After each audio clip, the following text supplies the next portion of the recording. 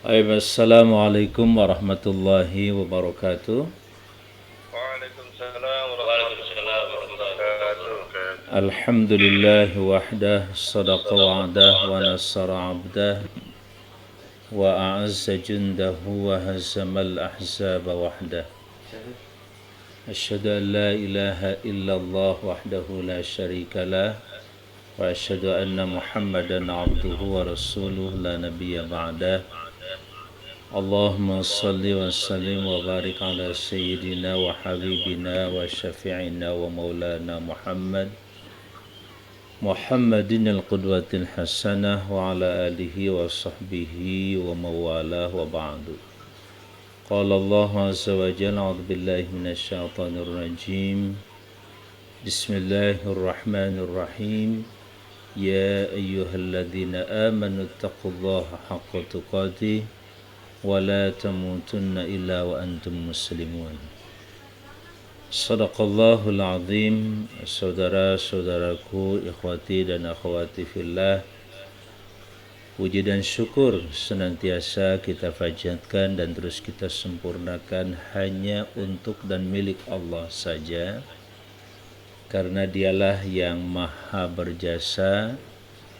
Di antara jasa yang paling menentukan adalah menciptakan diri kita, menciptakan seluruh potensi dan fasilitas hidup kita. Bahkan Allah pula yang menyediakan, memberikan guidance, petunjuk bagaimana kita hidup dan kenapa kita diciptakan, bagaimana kita menjalani kehidupan sesuai dengan rencana dan keinginan serta maksud kita diciptakan olehnya di muka bumi ini, untuk selanjutnya dikembalikan ke haribaannya, ke hadiratnya. Inna lillahi wa inna ilaihi raji'un. Ungkapan sederhana tetapi ini menjelaskan roadmap kehidupan yang paling singkat. Kita diciptakan di muka bumi, kemudian kita kembali kepadanya semata. Jasa yang lain yang kita senantiasa dapatkan darinya adalah daya dan kekuatan. Dengan sadar kita juga mengatakan dan terus mengakui dengan penuh keimanan bahwa tidak ada daya dan kekuatan kecuali oleh Allah. La haula wa la quwata illa billah. Daya lisan bicara, daya mata menatap dan melihat, daya telinga saat ini untuk bisa mendengar dan menyimak, lisan ini bicara, hati ini meyakini dan bergerak merasakan situasi, merasakan suasana pagi yang diberkahi ini. Itu seluruhnya tidak kita dapatkan kecuali dari dan oleh Allah Subhanahu wa ta'ala. Itulah kenapa kita harus berterima kasih dan bersyukur kepadanya. Belum lagi Allah membalas syukur kita dengan ziyadatun ni'am, bertambahnya kenikmatan berikutnya. La in syakartum la azidannakum. Semakin bersyukur maka semakin Allah memastikan tambahan untuk kamu sekalian. Walaupun pada objek di situ tidak disebutkan apa yang ditambah, cukup jelas ya kata sebelumnya terkait dengan syukur, ya, maka yang ditambah adalah oleh Allah, diantaranya yang kita syukuri tidak lain adalah kenikmatan-kenikmatannya. Mudah-mudahan pagi ini juga merupakan salah satu bentuk kita mensyukuri kenikmatannya, sekaligus kenikmatan risalah yang dibawa oleh Rasulnya, dipesankan kepada Rasulnya untuk disampaikan, dicontohkan langsung, dan dibuktikan. Telah terbukti bagaimana Rasulnya Muhammad sallallahu alaihi wasallam menjelaskan kepada kita bayanan kamilan mutakamila, dengan penjelasan yang sempurna, menyeluruh, terpadu. Seluruh aspek kehidupan tak ada sedikit pun yang tertinggal apalagi ditinggalkan. Ma farratna fil kitabi syai', kami tidak pernah melalaikan, membiarkan atau meninggalkan sedikit pun dalam Al-Quranul Karim. Semua dijelaskan oleh Quran, walaupun penjelasan itu kemudian memerintahkan kepada kita kalau dalam undang-undang ada amanat undang-undang untuk dibuatkan peraturan pemerintahnya, peraturan presiden, instruksi presiden, dan lain sebagainya. Begitulah Al-Quran mengamanahkan kepada Rasulnya Muhammad SAW untuk menjelaskan lebih rinci tentang apa yang diperintahkan dalam Quran, seperti apa itu salat, apa itu dan bagaimana ruku, bagaimana sujud, dijelaskan oleh Nabi SAW kepada kita, sampai penjelasan membangun pribadi secara komprehensif, membangun keluarga, membangun bangsa atau mujtama, masyarakat, selanjutnya membangun bangsa dan membangun negara, bahkan bagaimana kita berinteraksi dengan bangsa-bangsa yang lain. Bagaimana Rasulullah SAW mengirim surat-surat ke bangsa-bangsa yang ada waktu itu, ke Herakla, kemudian ke Persia, ke berbagai belahan negara-negara yang eksis waktu itu, dikirim surat ke Mesir dan lain sebagainya, dengan berbagai macam tanggapan di antara mereka. Tidak ada persoalan. Tapi dengan surah itu, Nabi Muhammad SAW seakan-akan mengisyaratkan surah ini bukan hanya dalam bentuk sebuah risalah, surah tertulis, tetapi misi kemanusiaan yang dibawa oleh Islam adalah misi yang akan menjangkau bangsa-bangsa dan negara-negara itu, yang kemudian mereka tunduk patuh.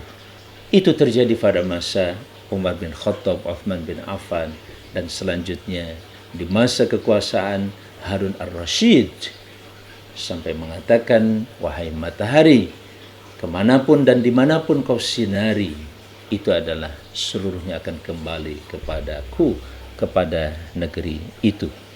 Saudara-saudara sekalian yang saya muliakan, tema kita pagi ini terkait dengan peran pejabat publik.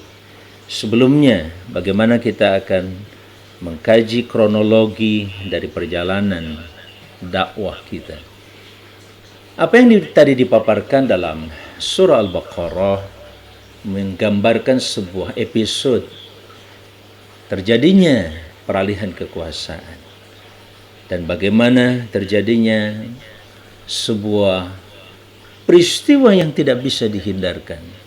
Dalam proses pengalihan dan peralihan kekuasaan terjadi perebutan kekuasaan, dan perebutan bukan sesuatu yang tentu saja mustahil apalagi haram dalam kehidupan kita.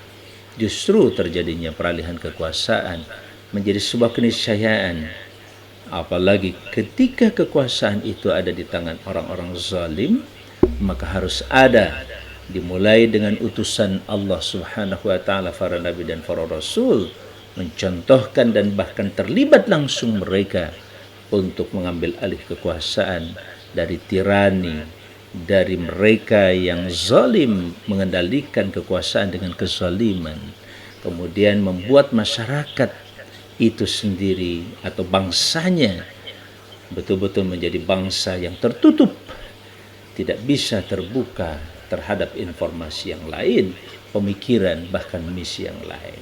Karena mereka takut kalau itu jatuh, masyarakatnya cinta dan kemudian memeluk Islam, memeluk agama ini, ada kekhawatiran dari mereka. Dan itu merupakan misunderstanding, sebuah kesalahfahaman yang luar biasa ketika seorang raja membiarkan umat atau bangsanya memeluk Islam, dia akan kehilangan kekuasaan. Betul, kalau dia tidak ikut berperan menjadi muslim, tidak tunduk dan patuh kepada Islam, sangat mungkin akan terjadi peralihan kekuasaan atau tepatnya loyalitas dan kesetiaan dari masyarakatnya kepada bangsa atau penguasa lainnya. Itu adalah hukum manusia yang diciptakan Allah, tidak akan bisa terjadi begitu saja, melainkan itu pasti terjadi kepada bangsa-bangsa yang lain. Bahkan kita ketika muslim pun, ketika kita menjadi masyarakat muslim tetapi kita tidak menjalankan keislaman dengan baik, kemudian negeri kita ditaklukkan oleh bangsa lain, katakanlah berlatar belakang agama Nasrani atau Yahudi, mau tidak mau pada akhirnya kita harus tunduk di bawah kekuasaan dan pemerintahan itu, pemerintahan Yahudi atau Nasrani. Itu adalah hukum sosial, hukum kemasyarakatan yang tidak bisa dibantah dimanapun terjadi. Maka Allah Azza wa Jalla yang maha menciptakan manusia ini dan tahu persis tuntutan dan kebutuhan manusia ini, karena dia yang menciptakan watak dan karakter manusia itu sendiri. Maka Allah pula yang mengizinkan, bahkan memberikan panduan bagaimana kita hidup di muka bumi dalam berbagai konteks kehidupan pribadi, keluarga, masyarakat, bangsa, negara, bahkan dalam konteks kemanusiaan secara umum. Inilah tarbiyah kita yang belakangan harus menjadi salah satu concern kita yang tidak boleh terputus. Ketika mimbar-mimbar yang ada, alhamdulillah sudah mulai diisi oleh saudara-saudara kita, para ulama kita yang bahkan jauh lebih muda dari kita, diisi mimbar-mimbar itu, diisi berbagai mimbar dan majelis-majelis taklim itu oleh saudara-saudara kita, para tokoh-tokoh muda. Maka gilirannya memang kita untuk berdakwah secara lebih konkret di masyarakat, terlibat dengan seluruh tatanan kehidupan masyarakat, dengan berbagai macam problematika kehidupan ekonomi, sosial, budaya, bahkan sampai pada tingkat pemerintahan sekalipun.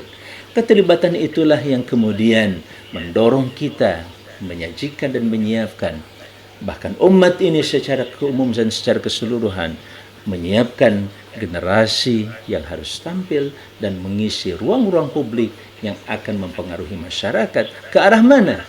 Disitulah tergantung apa yang akan kita rumuskan dan cita-cita yang kita sudah sepakati.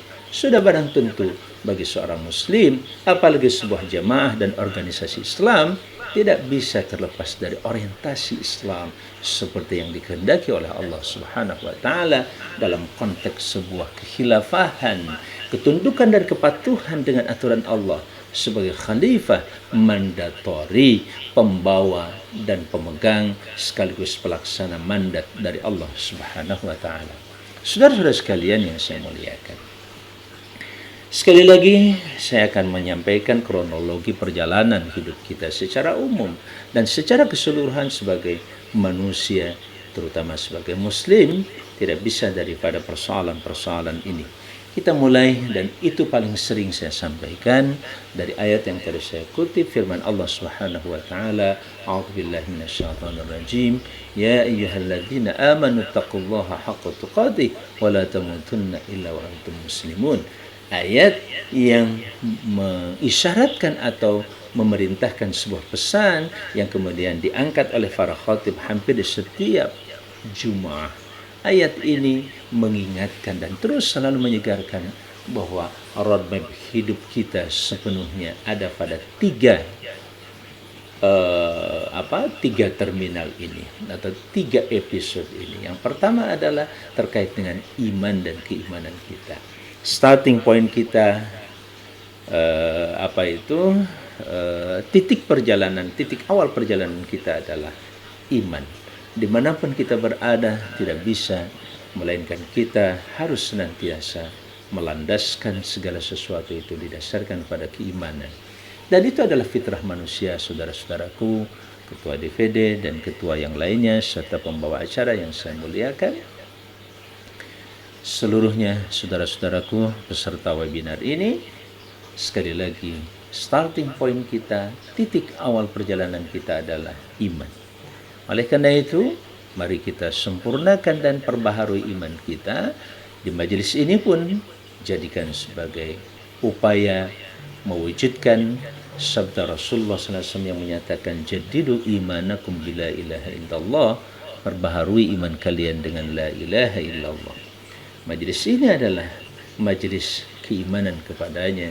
Mudah-mudahan mengantarkan kita menyusul saudara-saudara kita kelak, ya, bahkan dalam waktu dekat, wallahu alam. Sudah kemarin paling tidak ada dua tokoh dakwah yang kita cintai. Yang satu adalah istri daripada guru kita, Al-Ustaz Rahmat Umufida. Kemudian yang kedua adalah Dr. Ahmad, seorang aktivis dakwah dan aktivis kampus di IPB. Profesor Dr. Ahmad juga mendahului kita, dijemput oleh Allah Azza wa Jalla. Allah sudah mencukupkan mereka dengan berbagai amal saleh yang mudah-mudahan amal saleh itu diterima oleh Allah Subhanahu wa taala dan terwariskan kepada kita perjuangan-perjuangan mereka, dan untuk terus kita lanjutkan sampai cita-cita kemenangan Islam terwujud di muka bumi, yaitu maghfirah Allah Azza wa Jalla. Ya, karena ketika Allah menjanjikan pada Rasulnya, inna fatahna laka fatham mubina, ketika kami, kata Allah, fatahna, memberikan kemenangan, kami menangkan, ya, fatham mubina, dengan kemenangan yang begitu jelas. Ya, untuk apa? Liyaghfira lakallahu ma taqaddama min dhanbika wa ma ta'akhkhar. Untuk Allah sempurnakan apa? Maghfirahnya. Maka saya mengukur kemenangan kita yang sesungguhnya adalah kapan dan di mana saja pada saat kita mendapatkan ampunan Allah Azza wa Jalla. Wa yutimma ni'matahu, dan Allah sempurnakan kenikmatannya, terutama kenikmatan dunia dengan kenikmatan akhirat. Ya, wa yutimma ni'matahu wa yahdiyaka siratan mustaqima, dan berjalan selanjutnya di muka bumi, menghabiskan waktu kita sampai kematian tiba adalah dalam hidayahnya. Lihat, maghfirah, menang, atau maghfirah, nikmat atau sempurnanya kenikmatan, dan pada akhirnya kembali dengan hidayah, atau dengan kata lain, kesempurnaan nikmat itu sendiri adalah hidayah itu sendiri. Semakin kita bertambah hidayah dari Allah, semakin sempurna kenikmatan, dan itu salah satu bentuk ampunan Allah Subhanahu wa taala. Jadi antara liyaghfira lakallahu ma taqaddama min dzambik wa ma ta'akhkhar wa yutimma ni'matahu wa yahdiyaka siratan mustaqima. Maghfirah, kemudian nikmah, hidayah. Tiga kesatuan yang saling menjelaskan dan saling terkait satu sama lain. Apa yang harus kita kejar dimanapun kita berada, dan ini yang menjadi salah satu komitmen saya ketika mendapatkan amanah dimanapun dari Allah Subhanahu wa taala melalui hamba-hambanya yang tergabung dalam satu jamaah, dalam satu organisasi atau apapun. Saya hanya minta, ya Allah, jadikan amanah itu sebagai jalan ke surgamu, diawali dengan jalan maghfirahmu, ya Allah. Mari kita niatkan majlis ini untuk mendapatkan sebagai majlis syukur dalam rangka mendapatkan maghfirah Allah Subhanahu wa taala. Berawal dari situ kita mulai berjalan. Ya, sering juga saya sampaikan, dan pada saat ini saya tegaskan kembali bahwa hidup ini hanyalah sebuah kepercayaan, sebuah keyakinan. Satu detik, satu menit, satu jam, satu hari, satu minggu, satu bulan, satu tahun, satu windu misalkan, itu semuanya adalah keyakinan. Kenapa? Karena itu akan terjadi. Sesuatu yang akan terjadi hanya bisa dipahami dengan kepercayaan dan keyakinan. Saya percaya insya Allah bahwa saya akan ada 10 jam lagi, 1 hari lagi, seminggu lagi, tahun depan, sekian tahun yang akan datang. Saya yakin insya Allah saya masih ada di muka bumi ini, dan saya percaya bahwa semua akan terjadi sebagaimana yang telah disiapkan oleh Allah Subhanahu wa taala. Nah, saudara-saudara sekalian yang saya banggakan dan saya muliakan, kita mulai dari keimanan ini. Oleh karena itu, keimanan inilah yang kemudian akan terus menghadirkan motivasi bahwa kita akan menang, motivasi dari keyakinan bahwa kita akan memimpin, motivasi dari keyakinan bahwa kita akan mendapatkan ini itu dari Allah. Itulah yang akan menguatkan motivasi kita atau hope kita, harapan kita, ekspektasi kita. Dan dari situlah kemudian kita bekerja. Itulah kenapa keimanan harus terus diperbaharui pemahamannya, jangkauannya, kemudian kedalamannya, keluasannya, dan tentu kenikmatan iman itu sendiri, sampai pada akhirnya seperti yang digambarkan Nabi dengan bahasa halawatul iman, manisnya iman. Ini adalah sebuah pembekalan, satu potensi diri yang harus terjaga, harus senantiasa terpelihara dengan baik insya Allah, yang diwujudkan pada etapa kedua, yaitu ittaqullaha haqqa tuqatih. Ketakwaan kepada Allah dengan sebenar-benar ketakwaan. Bahasa sederhana, etapa yang pertama adalah iman, dilanjutkan dengan etapa yang kedua yaitu takwa. Ketakwaan yang harus secara komprehensif kita fahami adalah ketakwaan dalam bidang ekonomi, sosial, budaya, pribadi, keluarga. Semuanya takwa. Intinya apa? Menjalankan perintah dan menjauhi larangan. Di situ ada perintah, di sini ada larangan. Kemudian para ulama mengkaji, menggali dan menjelaskan pada kita struktur struktur atau hierarki dari perintah dan larangan itu menjadi kaidah hukum atau rumusan hukum yang 5. Ada wajib, ada sunnah, ada mubah, ada makruh, ada haram. Inilah yang terus kita pelajari. Thaqafah harus kita kembangkan dalam konteks ini. Seluruh thaqafah apapun, termasuk thaqafah tarikhiyah, misalkan kita belajar tentang sejarah di dalam Al-Quranul Karim tentang Bani Israel, hanyalah untuk menguatkan komitmen kita seberapa jauh bangsa ini pada saat mereka bertakwa. Apa sih takwa itu? Menjalankan perintah Allah dan menjauhi larangannya, yang wajib, yang sunnah, yang mubah, yang makruh, yang haram. Mereka komitmen dengan itu, mereka menang, mereka hebat, mereka jaya. Saat ketakwaan mereka, kemampuan mereka menjalankan perintah, kemudian ini, itu, dan seterusnya semakin berkurang, maka semakin jatuh bangsa negeri itu. Bani Israel akhirnya harus digantikan supremasi kekuasaan mereka berabad-abad lamanya, dari mulai Nabi Musa alaihissalam, bahkan dari mulai Nabi Yusuf alaihissalam sampai Nabi Isa yang terakhir. Ketika mereka sia-siakan, mereka tidak lagi beriman dan bertakwa kepada Allah, maka harus berakhir pada akhirnya dengan kekuasaan, dan kekuasaan itu beralih kepada seorang nabi terakhir, Muhammad sallallahu alaihi wasallam, dan kemudian supremasi kekuasaan itu dijalankan oleh beliau tercinta. Hanya dalam waktu 23 tahun, kurang dari 23 tahun, beliau merintis jalan itu, merintis pengambilan kekuasaan atau merintis peralihan kekuasaan dari Bani Israel kepada beliau tercinta dan kepada umatnya, sampai kita merasakan itu pada detik ini, saudara-saudara sekalian. Kapan itu terjadi? Ketika pemahaman kita terhadap iman dan takwa semakin komprehensif, semakin serius, semakin kuat, semakin kita mudah-mudahan masuk dalam kategori atqakum, orang yang paling takwa di antara kamu sekalian, maka dia adalah orang yang paling mulia, orang yang paling dimuliakan Allah Subhanahu wa taala. Nah, saudara-saudara sekalian yang saya muliakan, itulah etapa yang kedua, kita berjalan bersama dan kita jadikan majelis ini juga sebagai majelis menyempurnakan ketakwaan kita kepadanya. Dengan apa? Memahami takwa dimensinya, ternyata takwa dalam bidang ekonomi, dengan cara kita tidak mengurangi timbangan, tidak menipu. Pada saat kita menggambarkan produk kita, tidak boleh kita menipu orang lain, man ghasyana falaysa minna. Terus dalam bidang politik juga terus kita pertahankan politik yang islami, etika islami seperti apa. Biarkanlah mereka bermain dengan berbagai macam kecurangan, dan kita akan lawan dengan kejujuran demi kejujuran. Sebab yang menentukan kemenangan adalah bukan kita, yang menentukan kemenangan adalah mereka, adalah Allah Subhanahu wa taala yang maha mengendalikannya. Wa man nasru illa min indillah. Inilah yang terus kita pelajari, terus kita yakinkan pada diri kita bahwa inilah on the track, ini jalan lurus kita insyaallah. Nah, saudara-saudara sekalian yang saya muliakan, pada akhirnya kita tidak melakukan itu kecuali sebagai persiapan untuk hari kematian atau kehidupan setelah kematian, dan itu tanda kecerdasan.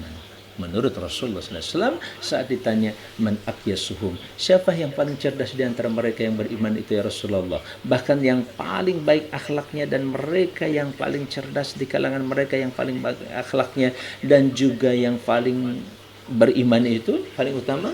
Jawaban Nabi, aktsaruhum lil mauti isti'dadan, yaitu seseorang yang paling banyak mempersiapkan diri untuk kematian. Hanya itu, jangan melangkah, saudara-saudaraku sekalian, jangan melakukan sesuatu dan gerakan apapun kecuali gerakan itu adalah sebagai persiapan untuk kematian. Insya Allah. Itu pula yang kemudian kita minta pada Allah, ya Allah, jika jabatan ini atau posisi ini, amanah ini, dimanapun hamba berada, akan mengantarkan hamba, dan ini menjadi persiapan hamba untuk hidup setelah kematian kelak, dengan magfirahmu, dengan seluruh apa yang kau janjikan pada hamba, takdirkan. Kalau tidak, jangan ya Allah. Sudah bisa berdoa seperti itu? Halo?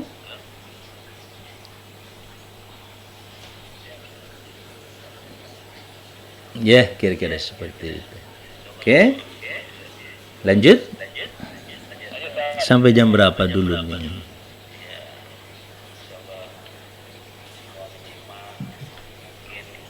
Halo? Sampai jam 10 ya? Maksimal. Betul? Halo? Gimana Abas Riza? Jam 10? Baik, insya Allah. Nah, saudara-saudara sekalian, saya ngambil itu dulu yang pertama sebagai basis individu-individu kita. Individu yang kemudian oleh Allah mulai diikat dengan ayat wa'tasimu bihablillahi jami'an wa la tafarraqu. Individu yang mulai digabungkan satu sama lain dalam kehidupan berkeluarga, dalam kehidupan bermasyarakat atau mujtama. Mujtama, masyarakat dimulai dengan usrah atau keluarga. Nah, kemudian sesudah keluarga itu kita masuk kepada tatanan kehidupan masyarakat. Dari kehidupan masyarakat mulailah kita merintis kebangsaan, kenegaraan, menjadi satu nation, menjadi satu ummah, dan kemudian menjadi satu bangsa. Disinilah pada saat kita memasuki arena kebangsaan dan kenegaraan, disitulah kita mulai memahami dan belajar, mentarbiyah, mengedukasi diri kita tentang apa saja persoalan yang terkait dengan kebangsaan dan kenegaraan itu. Tapi seluruhnya hanya bisa difahami dan disikapi dengan ayat pertama tadi. Ketika kita tidak bertindak dan berbuat kecuali hanya untuk menyempurnakan iman, ketakwaan, dan persiapan untuk kematian atau kehidupan setelah kematian, maka pada saat itulah kita insya Allah terjaga oleh Allah Subhanahu wa taala. Bahkan keikhlasan kita pun ada dalam doa, illa min ibadikal mukhlasin, kecuali dari hambamu yang diikhlaskan. Kita ingin diikhlaskan oleh Allah. Puncak pengalaman iman adalah ketulusan dan keikhlasan. Nah, saudara-saudara sekalian yang saya muliakan, dari situlah kesiapan kita dari mulai individu tadi masuk pada i'tisam bihablillah dengan payung dan ikatan ukhuwah imaniyah. Innamal mu'minuna ikhwatun. Mulailah kita dahulu dari sendiri, kita mencoba untuk bermasyarakat dalam komunitas kecil, halaqah, circle, atau apapun namanya. Kemudian kita bertemu dengan yang lain, membentuk satu organisasi atau jamaah atau apapun namanya. Ini adalah miniatur dan merupakan sebuah proses pembentukan yang diamanatkan oleh Allah pada ayat berikutnya, wal takum minkum ummatun yad'una ilal khair wa ya'muruna bil ma'ruf wa yanhauna 'anil munkar wa ulaika humul muflihun. Nah, setelah terbentuknya satu masyarakat yang diikat dengan ukhuwah, kemudian Allah rekomendasikan, bahkan ada sebuah perintah, hendaklah ada. Itu bahasa santun Allah kepada kita. Enggak langsung kunu ummatan, enggak, tapi bahasanya wal takun. Hendaklah ada, mesti ada. Jelas, itu sudah cukup dari Allah dengan ungkapan itu, ya. Dengan ungkapan itu kita sudah diperintahkan menjadi umat-ummatan. Umat seperti apa? Yang pertama missionnya adalah yad'una ilal khair. Bagaimana kita bisa mengatakan yad'una? Pertama, yad'una adalah merupakan aktivitas yang harus kita jalani dengan pemahaman dakwah, fiqh dakwah yang alhamdulillah dengan izin Allah kita dikenalkan melalui berjamaah ini bagaimana kita berdakwah. Dimensinya seperti apa? Yang kedua, ilal khair. Khair pun kita dijelaskan, biyadikal khair, di tangan engkau lah ya Allah seluruh kebaikan. Dengan kata lain, khair itu hanya ada di tangan Allah Azza wa Jalla. Ketika kita merujuk kepada Allah segala sesuatunya, itu adalah jaminan khairiyah. jaminan keterbaikan kita. Kita juga bersyukur pada Allah karena kita punya pegangan kebaikan itu. Selama tidak kembali kepada Allah secara konsep maupun secara orientasi, maka selama itu pula kita tidak pernah tahu tentang apa itu kebaikan yang sebenarnya. Karena kebaikan menurut kita tentu saja adalah kebaikan yang sangat-sangat yang sangat-sangat subjektif kadang-kadang, atau sulit untuk bisa betul-betul dinyatakan kebaikan. Maka perlu ada yang maha menentukan kebaikan itu. Kita saja dalam hidup, saya dianggap baik oleh universitas ketika saya itu mengikuti keinginan dan ketentuan yang ada di universitas. Misalkan, ya, ketika bertentangan dengan keinginan universitas dan saya mencoba untuk mendobrak keinginan sebuah universitas di mana saya bekerja, saya dianggap tidak baik. Itulah manusia, keterbaikannya atau kebaikan manusia sangat bergantung kepada siapa yang menghendaki kebaikan itu. Maka tidak ada salahnya, bahkan ini sangat-sangat bisa dinyatakan sebagai sebuah tindakan objektif kalau kita kembali kepada kebaikan menurut yang maha baik, dan dialah Allah Subhanahu wa taala al-khair. Nah, saudara-saudara sekalian, berikutnya apa? Ya'muruna bil ma'ruf wa yanhauna 'anil munkar. Ya, atau yad'una ilal khair wa ya'muruna bil ma'ruf wa yanhauna 'anil munkar. Amar ma'ruf nahi munkar, inilah domain ketika kita masuk pada ranah publik. Kan tadi dari keluarga atau pribadi, iman, takwa, masuk ke masyarakat, dimulai dengan keluarga, diikat dengan keimanan, kita berukhuwah, terus berkembang, akhirnya kita membentuk namanya nation, sebuah bangsa, kecil-kecilan menjadi besar. Apa ikatannya? Tadi ikatannya dakwah ilal khair, yang kedua ikatannya mampu memerintah dengan kebaikan dan mencegah dari kema'rufan, dari kemungkaran. Saudara-saudara sekalian, kenapa bisa kita direkomendasi seperti oleh Allah? Karena Allah tahu bahwa kamu sudah memiliki potensi itu. Dari mana? Dari iman dan takwa tadi. Takwa itu kan kepatuhan. Takwa itu adalah menjalankan perintah, menjauhi larangan. Nah, sekarang karena kamu sudah terbiasa menjalankan perintah dan menjauhi larangan, maka Allah angkat kamu menjadi orang yang memerintah dan mencegah dari segala bentuk kemungkaran. Saudara-saudara sekalian, lihat kronologinya. Bagaimana kita memahami perjalanan hidup ini dengan Islam, dengan dakwah, dengan berjamaah, begitu nikmat. Nah, pada saat kita memasuki kehidupan berjamaah dalam konteks bangsa atau negara, disitulah harus ada di antara kita, kan tadi bahasanya ummah yang secara aktif. Kita tidak mungkin bisa melakukan dakwah kepada kebaikan kalau kita nggak punya apa-apa. Apalagi dakwah di tingkat kekuasaan. Ada dakwah yang bisa kita lakukan dengan konteks tawasi bil haq, tawasi bis sabr. Dakwah dengan saling menasehati. Dan itu ada sesuatu yang kurang. Apa? Tidak bisa memaksakan dan tidak bisa memaksa orang untuk menjauhi kemungkaran. Kita hanya bisa kemudian sekedar memberikan saran. Padahal ada kemakrufan yang harus dipaksakan.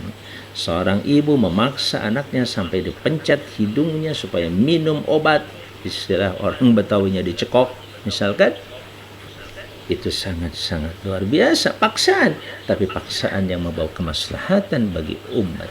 Ada kondisi negara tertentu ketika negara itu membutuhkan seorang yang sangat otoriter, artinya maksa banget.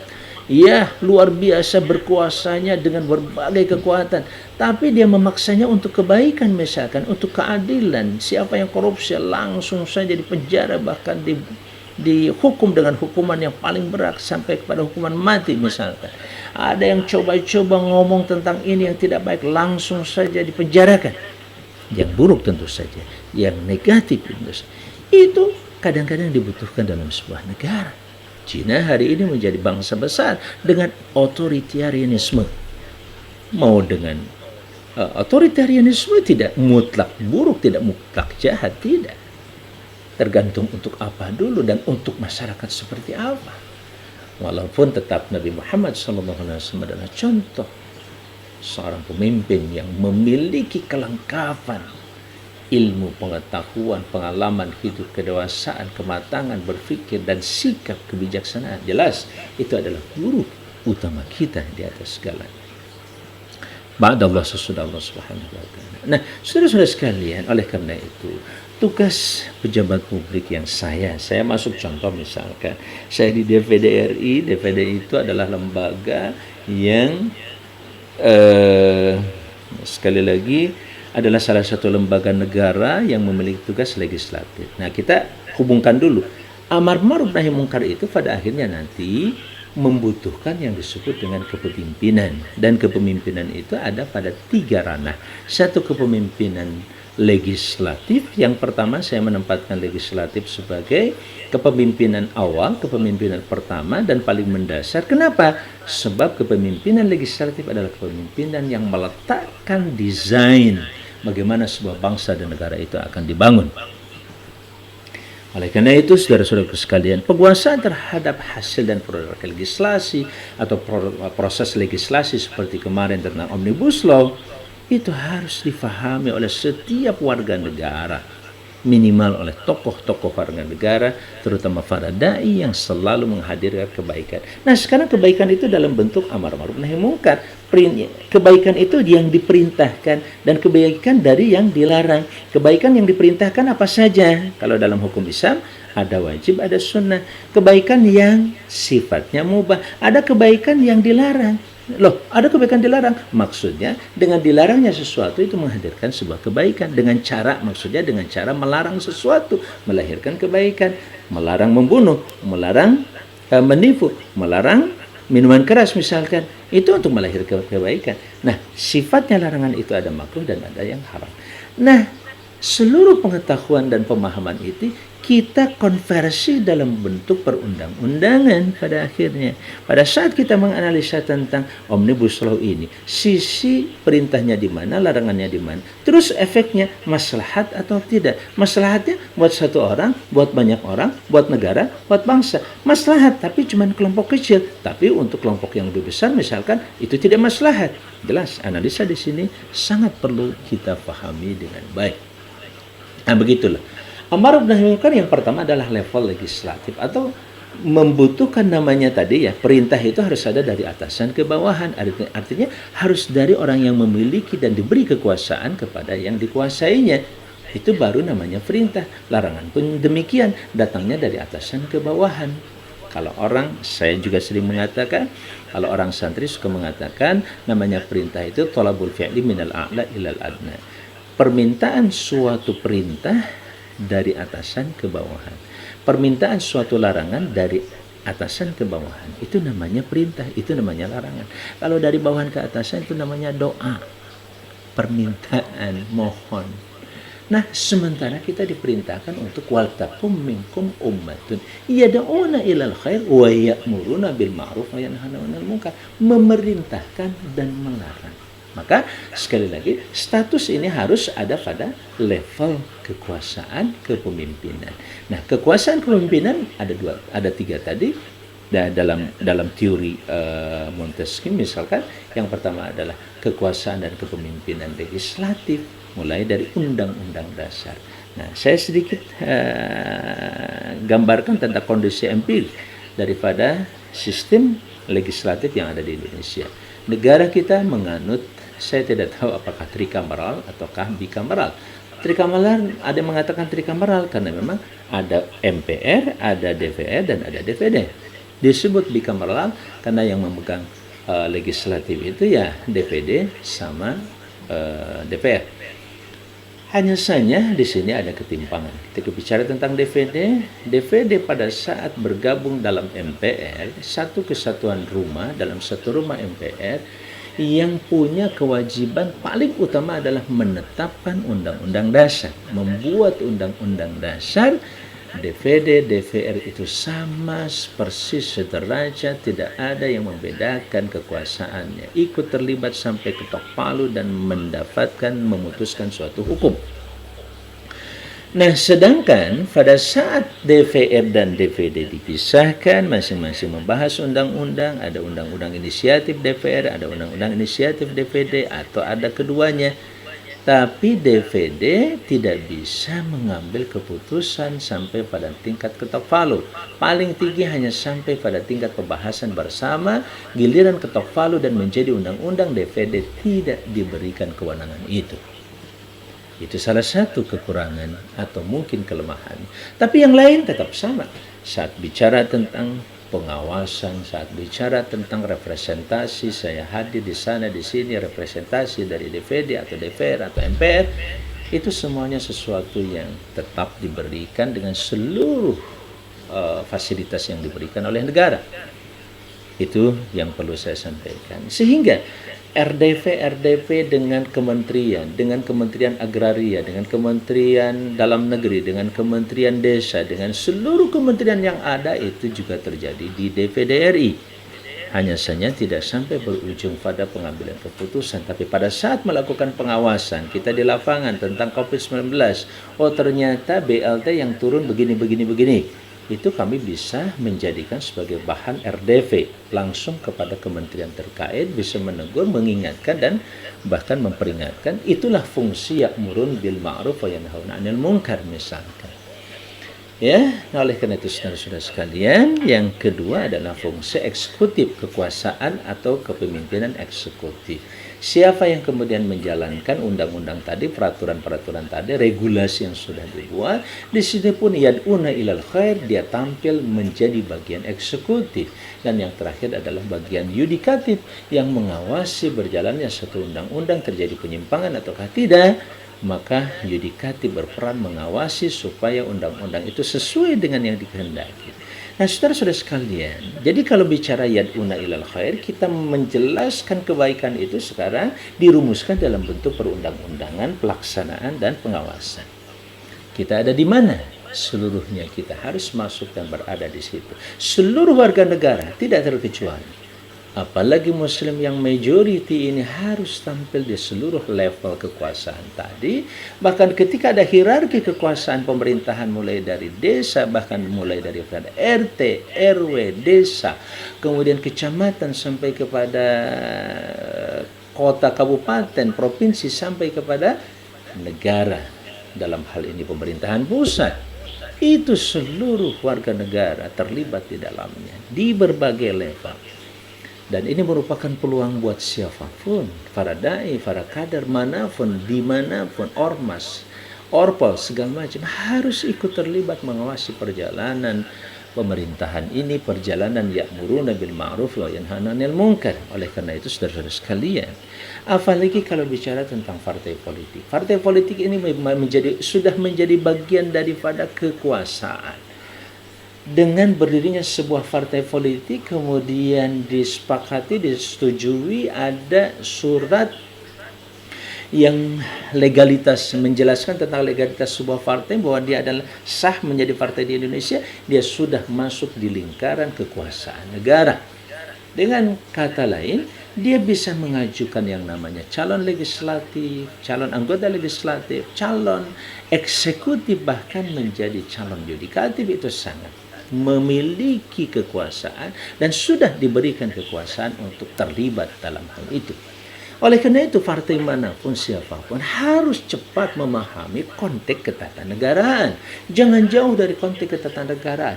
Bahkan kita bicara tentang dakwah, partai dakwah atau ormas dakwah harus terlibat langsung dalam konteksnya dakwah ketatanegaraan. Nah, negara itu mau diapakan? Lihat undang-undang dasarnya. Negara itu mau dibangun seperti apa? Lihat aturannya.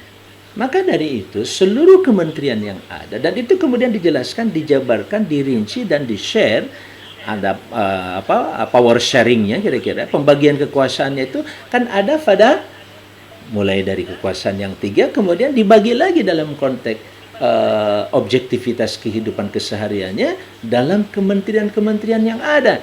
ada kekuasaan yang mengurus agraria, ada kekuasaan agraria mengurus tentang pertanahan di Indonesia, ada kekuasaan tentang desa mengurus tentang desa, ada kekuasaan tentang permasalahan yang terkait dengan pemerintahan daerah, harus paham pemerintahan daerah itu seperti apa, ada tentang RT RW dan lain sebagainya. Maka sebuah partai, kadar partai dan siapapun harus terus belajar memahami itu semuanya. Dan bersyukurlah bagi sebuah partai seperti Partai Keadilan Sejahtera yang sudah memiliki sejumlah anggota dewan, anggota legislatif di berbagai level. Informasi tentang itu harus digali dan difahami semuanya. Apa itu undang-undang desa? Apa itu undang-undang hak asasi manusia? Apa itu undang-undang terkait dengan agraria? Apa kebijakan dari undang-undang itu menjadi program? Program itu menjadi anggaran. Program dan anggaran apa saja?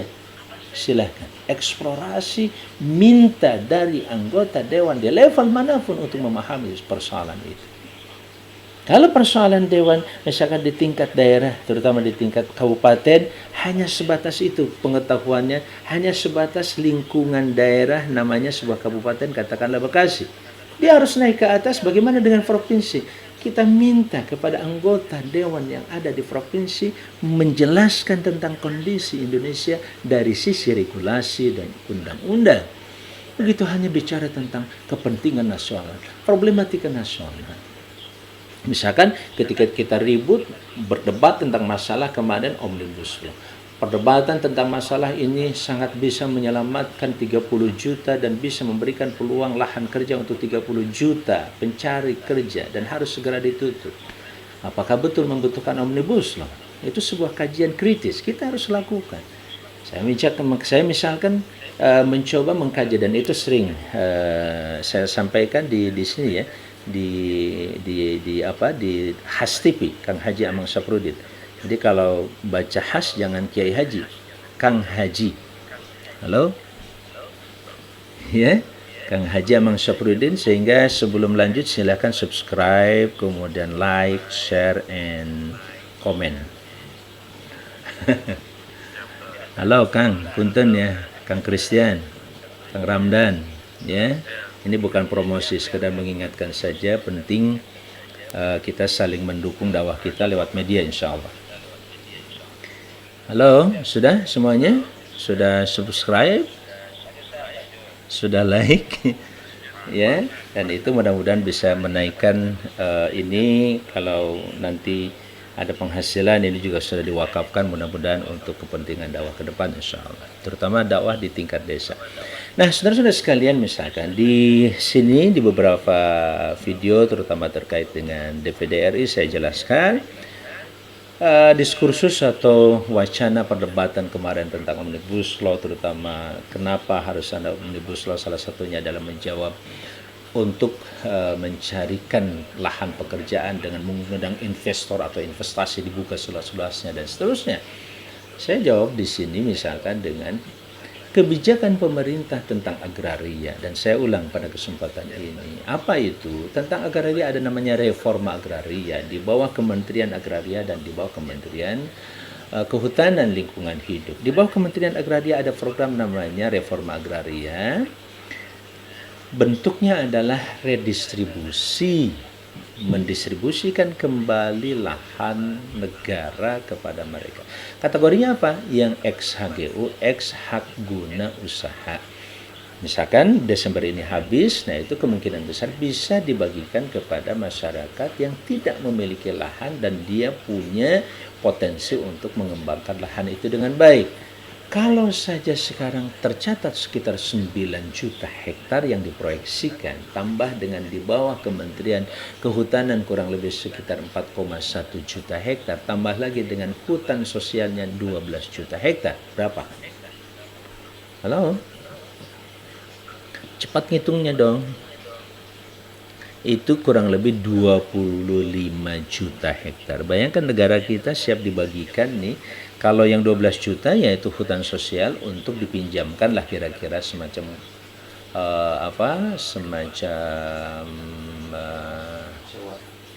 nggak sewa, konsesi ya hutan, yaitu seperti itu selama 35 tahun tuh Kang. Nah, kalau yang dibagikan itu yang tadi reforma agraria, istilah lebih dekatnya dengan istilah TORA, tanah objek reforma agraria, itu dibagikan, diredistribusi dengan sertifikat yang diberikan kepada pemilik lahan itu nantinya. Ketika misalkan di sini seseorang, katakanlah siapa nih, Bang Basri ya, Basrizal di sini, misalkan mendapatkan 1000 meter dari 1 hektar, ya 1000 meter dapat sertifikatnya. Ini sederhana kelihatannya oleh kita. Tapi kalau dari 9 juta dibagi 10 masing-masing, kan ada 90 juta nantinya. Masing-masing 1000 meter kan jadi 10 tuh, maka 90 kali 9 juta kali 10, 90 juta. Tadi 30 juta pencari kerja. Dengan 90 juta selesai sebenarnya. Pertanyaannya masih butuh omnibus law. Kalau hanya itu misalkan. Tapi kalau kepentingan lain, masalah perizinan dan lain sebagainya, memudahkan perizinan juga perlu dikaji seberapa jauh kemudahan perizinan itu berdampak positif terhadap bangsa negara atau merugikan di satu sisi yang lain. Dan bagaimana dengan otonomi daerah, ya, dan seterusnya dan seterusnya. Nah, saudara-saudara sekalian, bicara tentang DVD, kami dihadirkan ya oleh negara, ba'dallah, tentu sesudah Allah menghendaki negara ini seperti ini, untuk sekali lagi menjadi representasi daerah di pusat. Itu diantaranya. Ya, di samping tadi yang saya singgung tentang persoalan desa, misalkan persoalan desa juga sangat luar biasa. Kalau kita ingin memotret negara ini dan diperkecil, maka desalah yang menjadi contoh atau representasi dari negara. Nah, negara dan bangsa menghendaki desa itu seperti apa? Nah, di sini sistematika berpikirnya coba saya sampaikan pada kesempatan ini. Ketika ingin membaca negara ini ingin kayak apa, baca saja legislasinya, hasil legislasinya, mulai dari undang-undang dasar. Nah, negara maunya negara tentang desa kayak apa? Lihat aja undang-undang desa. Oh, ternyata di situ ada 4 kewenangan yang diberikan kepada desa. Misalkan tentang pemerintahan desa, bagaimana mengatur pemerintahan dengan baik, ya, supaya berjalan di desa itu pemerintahan yang cukup baik, mengayomi seluruh kepentingan masyarakat di desa itu. Kemudian yang kedua, yang kedua misalkan terkait dengan pembangunan desa, bagaimana tata ruang desa. Kalau bicara banjir di mana-mana, oh berarti ada persoalan tata ruang, hutannya di mana, agrarianya di mana, sawah di mana, dan seterusnya. Sudahkah desa-desa memiliki tata ruang desa atau RT/RW, rencana tata ruang dan wilayah desa? Nah, saudara-saudara sekalian, sesudah itu apa lagi? Ada yang namanya kemasyarakatan desa, mengurusi tentang seluruh persoalan kemasyarakatan, terutama kehidupan sosial mereka, budaya, kultur, seni, local wisdom, dan lain sebagainya. Dan yang terakhir adalah kewenangan terkait bagaimana desa dipersilakan mengatur pembangunan masyarakat desa atau pengembangan masyarakat desa. Mau diapakan itu masyarakat desa? Saudara-saudara sekalian yang saya banggakan dan saya muliakan. Nah, dakwah kita kepada kebaikan, kalau bicara tentang negara begitu luas atau terlalu luas, ayo kita bicara pemecahan negara itu mulai dari desa. Ini barangkali ya Pak Bas Rizal tadi saya menyampaikan, atau apa sih kerjaan anggota DPD? Di antaranya tadi legislatifnya tetap ikut serta, tapi ada kelemahan dalam pengambilan keputusan ketika pembahasan undang-undang di level DPR, ya, bukan di level MPR. Misalkan. Kemudian tapi pengawasan tetap terlibat dalam seluruh persoalan pengawasan, terutama tentang otonomi daerah. Kemudian di samping pengawasan, representasi. Nah, salah satu bentuk representasi yang saya kembangkan hari ini adalah saya mencoba hadir di desa-desa, datang turun ke desa-desa. Ya, mencoba memotret, memahami dengan tadi, memotret dengan undang-undang desa. Terus faktanya seperti apa? Fakta dan kenyataan di desa. Kalau di undang-undang mengamanatkan, silahkan desa untuk membuat namanya BUMDes, Badan Usaha Milik Desa. Oh ternyata masih banyak kendala, ada persoalan-persoalan, kesulitan-kesulitan. Bagaimana saya menjembatani? Menjembatani ke pemerintah, menjembatani ke tingkat legislatif lagi, mungkin ada revisi undang-undang desa yang memudahkan dan mengamanatkan anggaran baru untuk BUMDes misalkan. Itu juga sebuah perjuangan tersendiri. Dan yang bisa kita lakukan secara, kalau bahasa lain dari dakwah kita, ada third sector. Sektor ketiga, kita bisa menawarkan pengembangan dan pembangunan desa kepada masyarakat pada umumnya. Dan ini juga tidak terkait dengan persoalan, ya kalau bicara desa, ya bicara kelurahan juga demikian, tidak jauh berbeda. Nah, seberapa jauh kita hadir di kelurahan itu? Sebagai apa? Boleh sebagai Al-FM, kalau Anda sebagai pegawai negeri, nggak usah minta macam-macam. Boleh nggak saya jadi lurah? Boleh. Kita mencoba menawarkan diri dan punya konsep membangun kelurahan itu dengan baik. Atau dari bawah kita mulai jadi ketua RT, ketua RW. Ternyata cukup signifikan. Di situ ada masyarakat yang bisa kita bina dan kita bangun.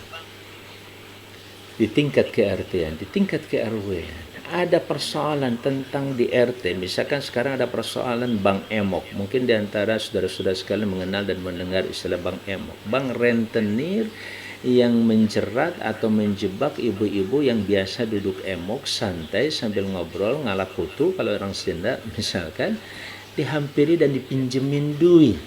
Kemudian dia mengagunkan, bilang pada suaminya, pas suaminya lagi pandemik, gak dapat pekerjaan, ya udah ambil aja. Agunannya apa? Ya udah rumah aja. Enak sekali. Hanya dengan 1 juta atau paling tinggi 10 juta dia pinjam. Sementara tidak bisa mengendalikan dengan bunga yang sangat tinggi. Pertanyaannya, solusi kita di mana? Apa yang bisa kita berikan? Baik. Saya mencoba berpikir untuk mengatasi itu diantaranya dengan membuat sebuah koperasi infak pinjam. Gerakannya infak, menyentuh seluruh masyarakat untuk mau infak. 2.000 aja dia per hari, asal ada yang kolektornya. Ada yang mengutin tiap hari, itu yang Rp2.000. Dibikin grup per RT 10, RT ini 10. Kalau satu RW ini ada 5 RT, berarti ada 50 orang, 5 grup yang menjadi soko guru atau katakanlah penggerak dari gerakan infak pinjam ini. Begitu uang terkumpul baru kita infakkan. Atau kita cari misalkan penyandang dana dari yang lain, donatur dari yang lainnya untuk gerakan pinjamannya. Wajib mereka infak per hari 2.000 misalkan. Kalau infaknya bisa sampai lebih bisa 5.000 per hari, pinjamannya boleh deh di angka 1 juta. Kalau tadi misalkan 500.000. Ini hanya merupakan salah satu contoh. Saya dengar di Bekasi juga ada gerakan seperti ini yang bisa dikembangkan untuk menunjukkan kebaikan yad'una ilal khair lebih konkret di mana kita berada. Kehadiran-kehadiran inilah yang insya Allah akan semakin membesarkan Allah Subhanahu wa Ta'ala, kemudian membesarkan hamba-hamba yang sedang menjadi hamba-hamba Allah Azza wa Jalla melalui partai kah, melalui ormasnya, atau bahkan di sekolah sekalipun yang mengelola sekolah Islam atau sekolah SD atau mengelola pesantren. Bahkan pedagang-pedagang kecil kita bisa menghadirkan di sebuah RT warung kopi tersendiri, tempat kita ngumpul. Ya, dulu ada contoh dari ulama pergerakan Islam dengan makha, warung kopi dulunya. Nah, ini juga menjadi inisiatif-inisiatif yang bisa dikembangkan untuk dakwah. Apalagi pada saat terjadi stagnasi, kaderisasi dalam berbagai bidang. Hadir banyak di antara warga kita yang bisa diajak dalam dakwah ini insya Allah melalui gerakan-gerakan seperti itu. Inilah arti dari bagaimana kita memahami kebijakan publik sampai mencoba hadir di ruang publik. Jangan melihat status dan kedudukannya harus menjadi seorang tokoh yang begitu menasional, tidak perlu. Jadilah salah satu di antara pemimpin dan tokoh di desa Anda atau di RT Anda, itu sudah memberikan nilai yang luar biasa. Barangkali itu sampai pada akhirnya kita direkomendasi oleh Allah menjadi kuntum khairu ummatat. Kalau tadi bahasanya waltakun hendaklah ada. Kalau yang di sini bahasanya sudah kuntum, kalian memang. Kira-kira kalian adalah sudah eksis. Kalian memang, kalau bahasa saya ya, kalian memang umat terbaik. Kalian adalah umat terbaik. Miriplah kira-kira seperti itu. Tapi fungsinya sama. Kuntum khairu ummatin. Kalau sudah masuk pada level khairu ummah, maka bahasanya ukhrijat linnas. Maka kalian dikeluarkan untuk memimpin kemanusiaan. Kenapa saya artikan dengan memimpin kemanusiaan atau melayani kemanusiaan? Karena peran yang kedua tetap sama. Ta'muruna bil ma'rufi wa tanhauna 'anil munkar wa tu'minuna billah. Ya, itu saja. Assalamualaikum warahmatullahi wabarakatuh.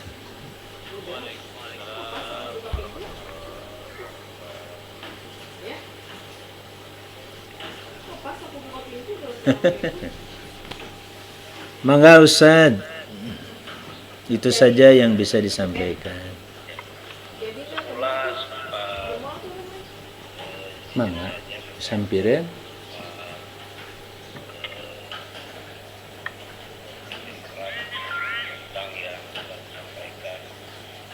Ternyata sangat sistematis. Jadi mulai dari membangun bagaimana kiprah dari peran kader sebagai pejabat